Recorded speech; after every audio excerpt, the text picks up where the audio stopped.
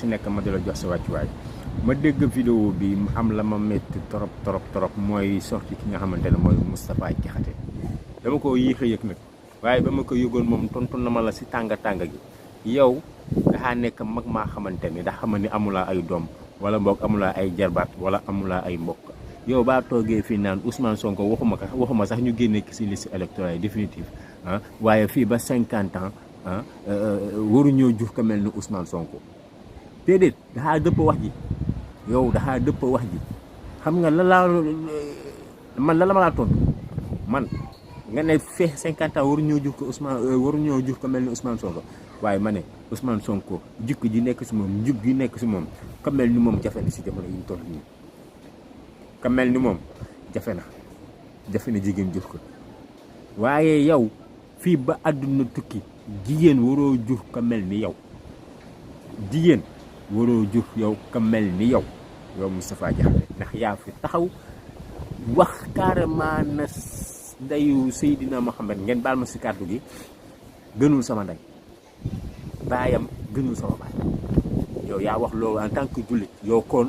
yan na ba nit jur ka mel ni yow yan na ba jigéen jur ka mel ni yow ba abadan ilaa yawmi diin yow xanaa xamul laa tey gii li Macky Sall nekk nii diggante waa Sonko yow yaa ko si dugal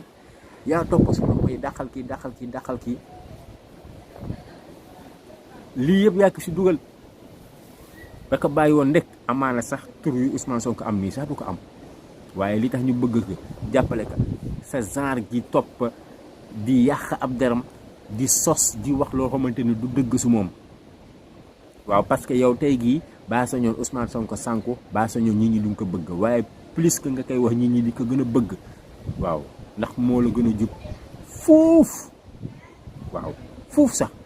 saaga yi ngaa saa ya Ousmane Sonko nekkee si moment yu difficile nga génne di saaga di wax ju ñaaw si magum jëmm seetal yàlla si li ngay wax yow Moustapha Diakhaté seetal yàlla si li ngay wax da nga xam ne da nga yor ay doom yor ay jabar yor ay jarbaat yor ay mbokk waaw yow mën nga nii yow saa yu Ousmane Sonko nga génne di wax du n'importe quoi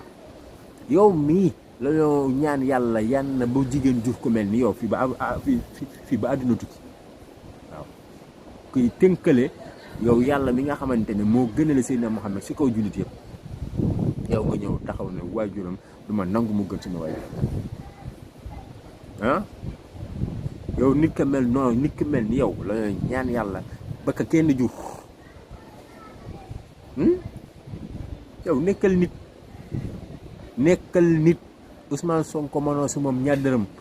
mënoo yaa xam dërëm nit ñi bëgg nañ ki ndax jub gi mu jub te yàllaa ko def si xol yi ndax yoonu droiture bi mu nekk boobu ba tey yaa ngi saaga boobu ba tey yaa ngi xas mais dara Ousmane ngi gën a avancé ñi ñu ngi koy gën a bëgg donte ne sax ak tolof yi nga xamante ne état bi ñu ngi ko koy teg voilà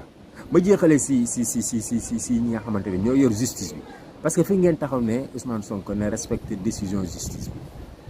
waaye yéen tamit léegi wax jooju ñun delloo leen ko justice laay waxal respectel décision justice parce que tey jii DGE mën na ma kaa boole si justice waaw parce que moom ndax ñoo clarifier moom ndax jël place justice waaw ndax jël place justice kii du dugg si bokk si liste électorale ab juge dugal ko juge bi dugal ko yow nga war a ñëw valider nga ne déedéet parce que nangam ak nangam may sama wax lu si bëri mais nañu dem rek li ma leen mën a wax moom mooy xam ngeen fu mu nekk da ngeen toll si langaamu yéen instant yéen nga langaamu te kii langaamu ba yàggee ay loxom toxi te say loxo bu toxee nga daanu